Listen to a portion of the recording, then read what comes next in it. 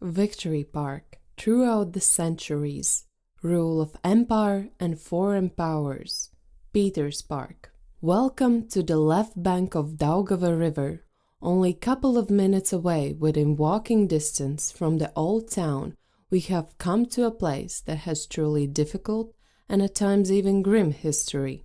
However, it is one of the most charming neighborhoods of Riga at the same time. Māras Dzirnavas or Māras Mill is the first known fortified structure in Pārdaugava. Located next to Mārupīte River, first mentioned official records in the 13th century. Mill stood there until the 1920s, whereas the Red Tower, a guard tower referred to in the chronicles as the tower on the other side of Daugava River, across from the Riga city, was erected in the 15th century in the Pārdaugava Torņkalns neighborhood that we know today. The exact location of the tower remains unknown due to the fact that Daugava River has changed its configuration multiple times over the centuries. The area was sparsely populated until the 17th century. This part of Pārdaugava was mostly inhabited by various Latvian craftsmen and their oddmen. During the Swedish rule in the 17th century, Swedes built fortification along the former estuary of Mārupīte into Daugava River. It was named after the Swedish military commander Colonel Samuel Cobron, who was in the charge of construction. Kobronskansts. According to the 17th century map of Riga, which is part of the display, Kobronskansts and the Red Tower were located at the bottom of the area. Until the early 20th century, current area of Victory Park was part of the Riga city fortification, the Pārdaugava Promenade, Kobronskansts. In the early 20th century, former promenade turned into wetlands all along the former promenade. As Kobronskansts lost its military significance at the start of the 20th century, it was partially taken down. Lands, the meadows, were still owned by Russian Imperial Army. Therefore, no construction was possible there. In 1904, Russia's War Ministry allowed to lay the tram line on existing embankments. In 1908, then, the mayor of Riga, George Armistead, managed to get the construction ban lifted, and 6 months later, Riga City Council decided to turn the area into park. City began development of the park under the supervision of landscape architect George Friedrich Ferdinand Kapkhald in 1909. According to his plans, some of this vast meadow area would be reserved for private housing, which would generate the funds required to create the park.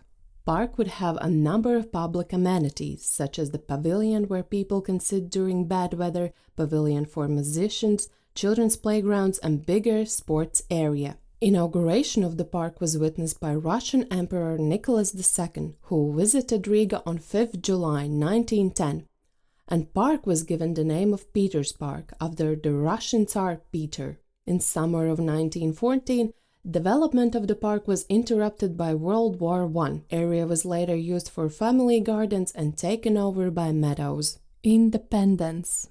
A year after proclamation of Republic of Latvia on 18 November 1980, then Peters Park became the battlefield where one of the fiercest battles for the newly independent state was fought. In October of 1919, Riga was attacked by German and Russian monarchists, West Russian Volunteer Army under the command of Colonel Pavel Bermont. Army and its supporters in German political and military circles aimed to bring down the newly proclaimed Latvian state. Battles on the shores of Daugava River continued for a month, and finally, with the help of its allies from the UK and France and their warships, Latvian army managed to defeat the Bermontians. On 10th November 1919, soldiers of Latvian Army, Daugavpils Infantry Regiment 8, managed to force Bermontians out of the Šampēteres manor, and Riga Infantry Regiment 6 and Sigulda Infantry Regiment 7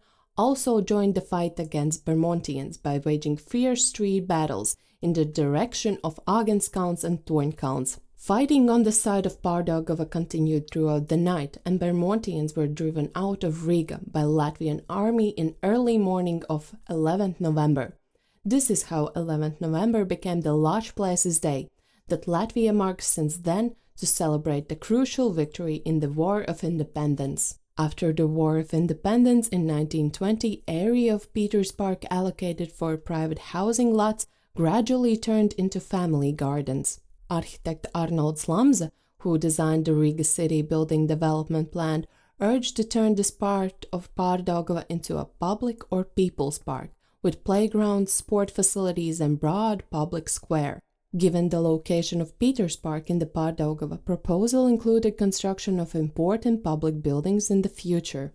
And in 1921, Park got its new sports arena that began hosting football matches. To mark the 4th anniversary of victory over Bermontians, in 1923, Riga City Council decided to change the name of Peters Park to Victory Park. Development of the park resumed, but the project was implemented only partially and stopped with the development of area between Bāriņu Street and Raņķedambis. Victory Park looked more like a sand plateau with spare patches of tall grass along rare canals and lots of holes. In the 1930s, park development was resumed again. During this time, city drained the remaining swamps in the northern corner of the park.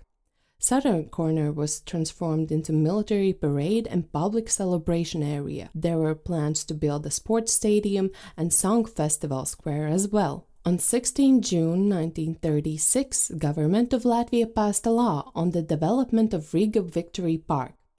According to the law, people could donate the funds necessary to construct events and sports facilities with an open-air stage, square for military parades and public rallies, a sports arena and a stadium.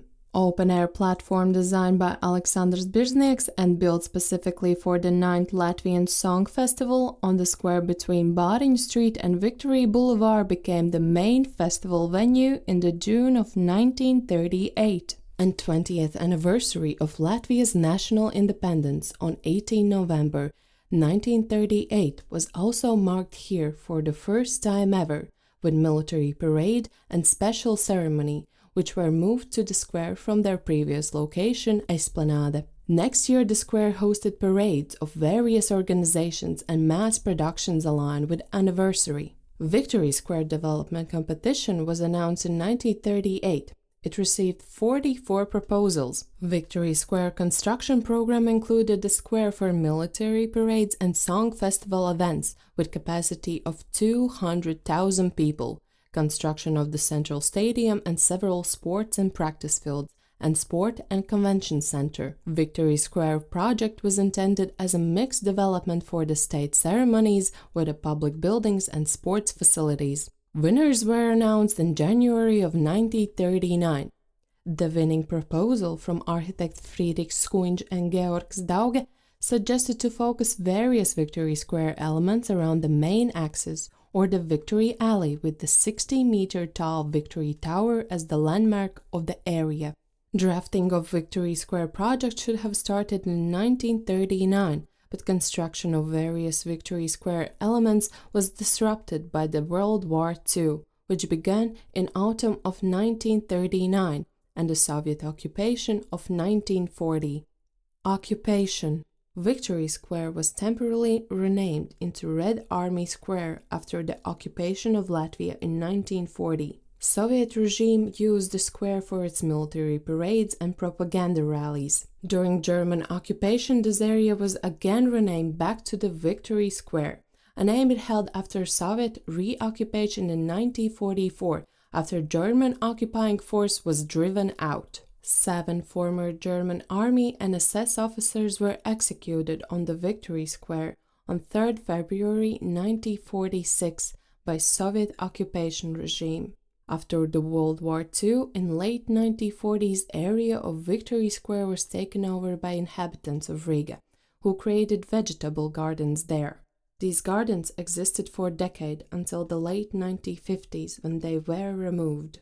Soviet rulers decided that Victory Square had to become a culture, sports, and recreation park. Vision, however, was not implemented. Square again became the venue for military parades, marches, and rallies. It did nevertheless still look like sandy expanse.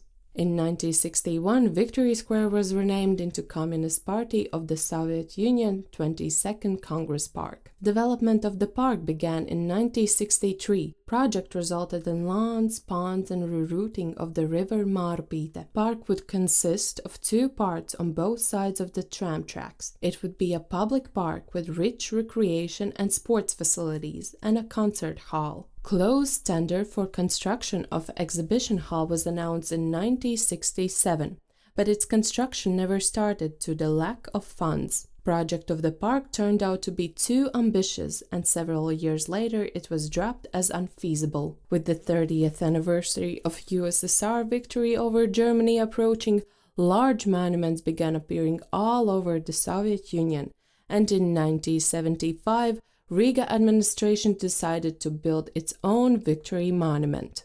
Monument construction competition was held in 1976. It consisted of 2 stages. Participants were offered a free choice to either build a monument on the Victory Boulevard axis or place it together with other elements anywhere in the partially developed park, offering a new vision for the park. Organizers received 33 proposals and decided to combine the best of them in consolidated design. The official name given to the monument unveiled in Pārdaugava on 5 November 1985 was Monument to the Soviet Army Soldiers, Liberators of Soviet Latvia and Riga from the German fascist invaders. The name Victory Park was also given to the area in 1985. Independence.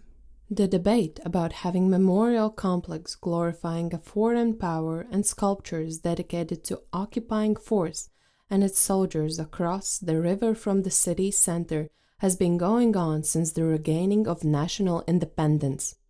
Latvians petitioned to remove Victory Park monument repeatedly. Wider debate on whether Victory Park should have a monument glorifying Soviet army was reignited when Russia launched its full-scale invasion of Ukraine on 24 February 2022. On 12 May 2022, Parliament of Latvia adopted amendments to the law of intergovernmental agreements between the Republic of Latvia and Russian Federation, signed on 30th April 1994 in Moscow, repealing legislative provisions prohibiting dismantling of the monuments and nullifying obligation to protect Soviet memorial complexes in Latvia. On 16 June 2022, Saeima adopted the law on prohibition of exhibiting objects glorifying the Soviet and Nazi regimes and the dismantling thereof in the territory of the Republic of Latvia, which stipulates that all monuments glorifying totalitarian regimes must be torn down by 15 November 2022. Symbolically, on the 23rd August, Day of Remembrance for the victims of Stalinism and Nazism, Latvia began Victory Park Memorial Complex demolition works. Victory Park Memorial Complex disappeared completely on the 25th August. An area was converted back into park.